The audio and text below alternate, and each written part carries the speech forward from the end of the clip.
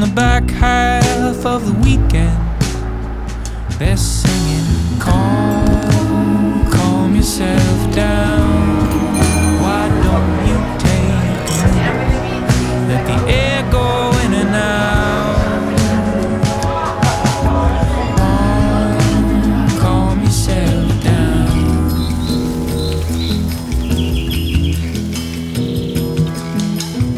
Okay, everything that you just watched was done with my new Super 8 Powergrade, and I'm really excited because it's so easy to use. It's basically just one click, and in this video, we're gonna go through everything, how to install it, how to use it, all that good stuff. So let's get started. Okay, so this is the page to download the Super 8 Powergrade for DaVinci, and I just want to clear up a lot of comments that I've been getting on saying that things aren't free, and when you're downloading things that are pay what you can, you are 100% welcome to just enter 0 and then add to cart, and it won't ask you any credit card details, but donating a few dollars really means the world to me and supports the work that I do. So let's download that. When you unzip the folder, this is everything inside. We got some Super 8 burns that are just MOV files, as well as some sound effects here to bring cohesion to everything, and then some 4x3 assets as well. But the main thing that we're going to be looking at is the Powergrade. So let's dive into DaVinci. And the first thing that we want to do is navigate to your media pool. So once you're in your media pool, which is the first page, I'm just going to drag this Super 8 Powergrade folder over into the media pool. So we'll just quickly navigate, and I'm going to right click, show you here, the frame, and we're going to click add to media pool as matte. This needs to be the first step that you do, and I'm just going to drag that in my assets folder. So once you've done that, let's slide over into the color page, and once you're in the color page, let's navigate up to gallery, and let's make a new Powergrade album unless you have one that you want to add to. And the reason I'm not going to put it into stills is because that'll only work for the current project, but if you make a Powergrade album, every time you open DaVinci in any project, you'll be able to access it. So let's add a new Powergrade album and call it Super 8. So now I'm going to navigate back to the folder where we saved it, and you can just drag one of these files right in, and that's it. Okay, so let's quickly look at this node tree that we've applied here. And the first node is just a weave node, which kind of just makes a little bit of a jitter to the whole image. And then the next 3 nodes are anything that you want to do for color. And you can see I've just left these little arrows pointing down here. So anything with an arrow in this node tree is things that you are meant to touch, essentially meant to change. Anything that doesn't, you can kind of leave as is. So you can see that there's 3 color nodes. You can definitely add more. This is just kind of like my base starting ground. So this node here is the entire transform node that's kind of like reflecting the edges and really selling the look. And then these 2 nodes up here are for the border. So if something isn't loading correctly for the border, you can right click this left node here and come to select matte, and then you can find out which matte it's selecting. So next up is converting your footage into Rec 709 if you're shooting log. So these 2 are the main ways that I use color space transforms to get my footage to Rec 709. So here is a CST that's just built into DaVinci. So if you hit effects, you can open this up. And right now I've left it on S-Log3. So when you install it, that's what it'll be on, but you can just find your camera settings in color space transform and it'll work for you that way.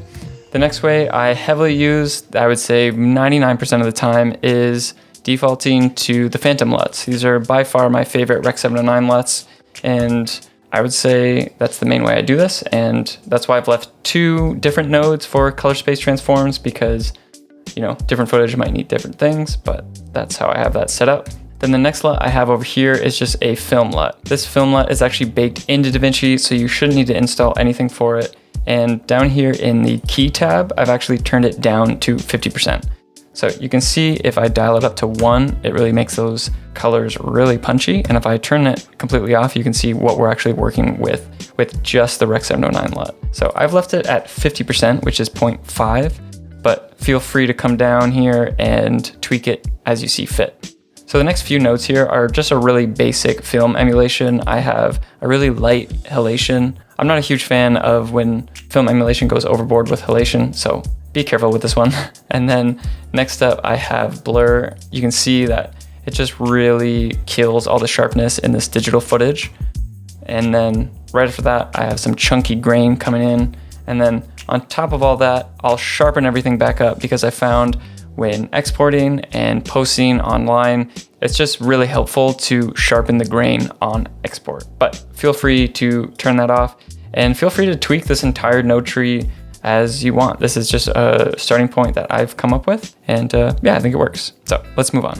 Okay, so we're back in the edit page and I have a little sequence set up already cut, and instead of copying and pasting this grade that I just showed you over onto every single clip, we're just gonna do it with an adjustment layer. So we're gonna come over into the effects tab, into effects, and grab an adjustment clip and just stretch it out to my entire sequence here. So we're gonna pop back over into the color page. I'm just going to delete this Powergrade and select the adjustment clip that's over our entire little sequence and navigate into our gallery and apply our Powergrade. So this is the way that I suggest because I just leave my Rec 709 LUT or my CST on, and then I actually come into each clip and I'll tweak the color of every single clip just the way I would normally color grade anyways. Okay, so let's say we're happy with this edit and everything is looking good. The last step here that I want to mention is dropping some frames. Super 8 plays back at around 18 to 20 frames, and you can see that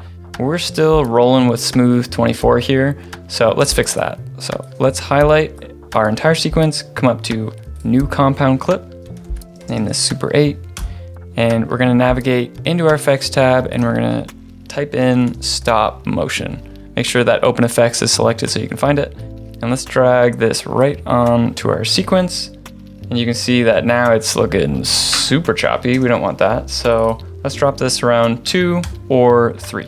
That's what I would suggest. So let's play this back and you can see that it's looking a little bit more choppy. This is looking great in comparison to what we had before with the 24 frames. Now we have something that looks a little bit more like Super 8 footage. That's looking great to me. There is a few things that I would do in camera to kind of sell your Super 8 footage a little bit more. So let's cover that now.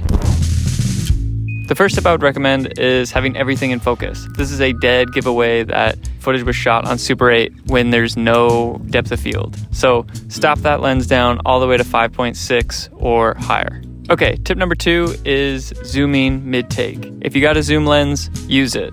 A really classic trait of Super 8 cameras is just zooming mid-take because a lot of them had zoom throttles actually on the camera. The last step I'll mention is don't use slow motion. This effect won't look good if you're using 60 frames a second. Super 8 footage usually plays back at 18 frames a second, and our cameras nowadays shoot 24. So use 24 and run that, and everything will be all right. Okay, that's it for this video. Thanks for watching. If you want to download this pack, just head to the description. And while you're down there, maybe you can hit the subscribe button too, because that means a lot to me. So that's it. I'll see you next one. Bye-bye.